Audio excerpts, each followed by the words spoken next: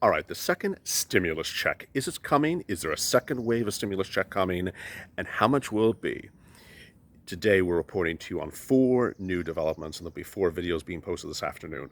One, the second stimulus check. Second, the eidl grant application update. Third, the PUA application, especially in California, and unemployment benefits. How do you apply for them, how much they are, and more. All right, the second stimulus check. A lot of people had comments about this yesterday.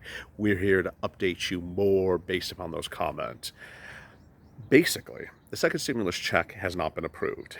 And unlike other people, we don't give you pipe dreams. We don't sit on here and tell you about stuff that is coming or will be coming. We basically tell you it's not on the table. Don't wait for it. We're going to be very honest to you, as we've always been. There is no second stimulus check approved. There are 2 plans, neither of which are up for a vote. Bottom line is, you shouldn't be worried about a second stimulus check. However, this video is going to indicate to you how you could get more money than even the second stimulus check proposal is suggesting. That's how we focus on getting you what you need now, not feeding you pipe dreams or clickbait. All right, what is the second stimulus check, and how much money is it, and where is it going, and what's going to happen with it? Basically, the second stimulus check is a bill, a proposal, it's not before a vote, for $2,000 per month for at least 6 months. That's $12,000.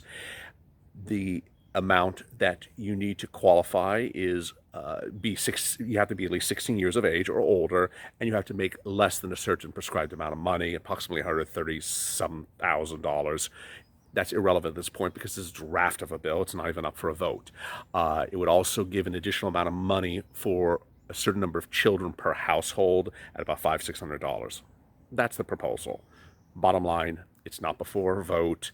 It's not going anywhere. It's been around and been a topic of discussion for videos for several days. Don't put your hat on it and don't think about it.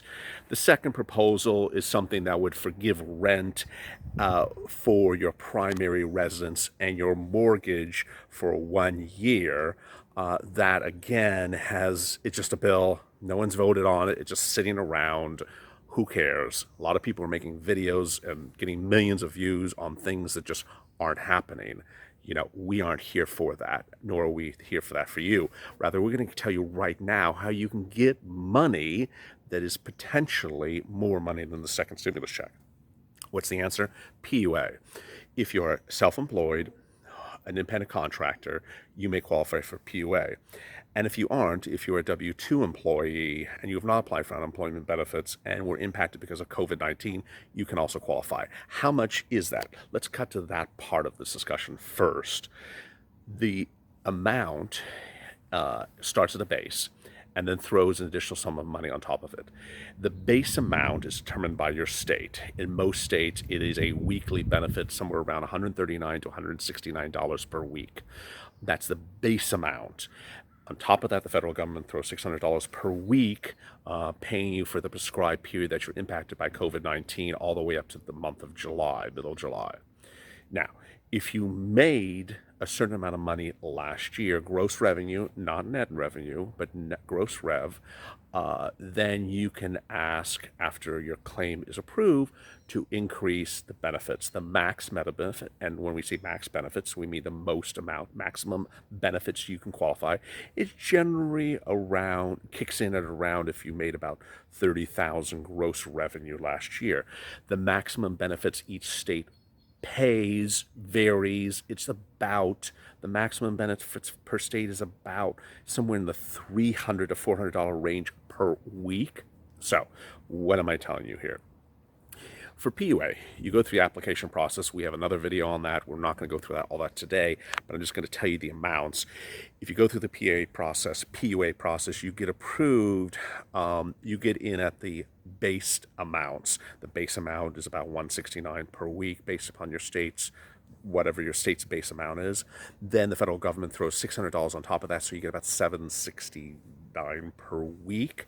And that is during the prescribed period.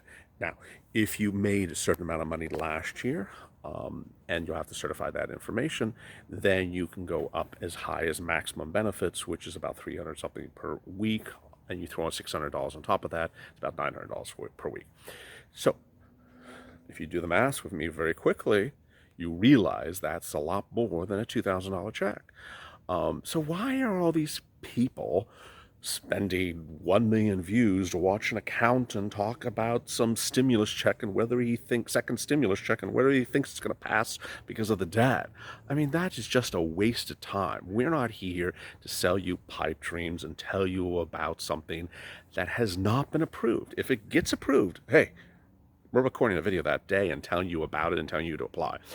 What we are telling you today is that if you qualify for PUA, and that's what the other videos we've recorded to you will go through, if you qualify for PUA, you get your application in right away. PUA and unemployment benefits, which is the same amount of payment to you, kicks in when you apply. So if you wait around and don't apply, every day you don't apply, your benefits window is delayed. So because they pay benefits based upon when you file the claim. So if you wait to file a claim in, late April when you could have filed it in early April, you're going to get less money. Bottom line is, for today at least, there's no second stimulus check. There's no vote on a second stimulus check. There is no indication that this proposal of a second stimulus check, which has got a lot of press, but no traction, is ever going to get to a vote. There's nothing that prevents another type of bill being proposed. There is no additional change to the CARES Act that's being proposed. There is a lot of threats from members of Congress that SBA is not complying with the current CARES Act, and we indicate that. We have more about that in the eidl grant video we recorded today. But for now, don't sit around and talk about a second stimulus check. It's just not happening. Now, if you're wondering where your prior stimulus check is, well, we'll briefly touch on this again, and we talked about before. Basically, if you have never provided your direct deposit information to IRS, then you're getting a paper check. The paper check should be coming around the time of this video. It's coming generally in late April. It was supposed to come actually even later. It was supposed to come originally first to Social Security and railroad benefits individuals first, and then to younger people later by paper. But now it's actually faster than that. So if they do not have your direct deposit information on file because you have either provided before in this process or have provided it on the website or on a prior tax return, then you get a paper check, and that paper check should be coming by late April. Now, if you provided direct deposit information to IRS on their website a few days ago, which you may have done, and you've not gotten your stimulus check, your first stimulus check, there's something wrong. There's something very wrong. Anyone who has provided direct deposit information for their first stimulus check to the IRS on that website has gotten paid by now. So if you have any comments about this, if you're having problems regarding your first stimulus check, if you have any questions about where it might be or why you didn't get it, comment below and we will answer your questions. Before we end this, remember there's a certain number of scenarios in which people do not get stimulus checks. They are, 1, you made too much money, or 2, you are either a dependent or too young. If you are an elderly person who is listed as a dependent on someone else's tax return, or you are a younger person who is listed on their parents' tax return, then you're not getting a stimulus check. An example is that if you're 19 years old and you were at college when COVID-19 hit, but you're listed on your parents' tax return, you're not getting a stimulus check. Now, if your neighbor, who's the same age as you, files his own tax return because of, I don't know why, but there are some 18 and 19-year-old and 20-year-olds that file their own tax returns because of whatever is going on in their life, he's actually getting a stimulus check. He or she is getting a stimulus check. So there you are. As always, your comments help us know what is not working out there. We are alert to things that are, in some regards, not functioning right, whether it's the SBA's website or the eidl process. But in some cases, we don't hear about this stuff until you comment. So please, in all scenarios, comment below about anything and everything. The worst we can say is we don't know the answer.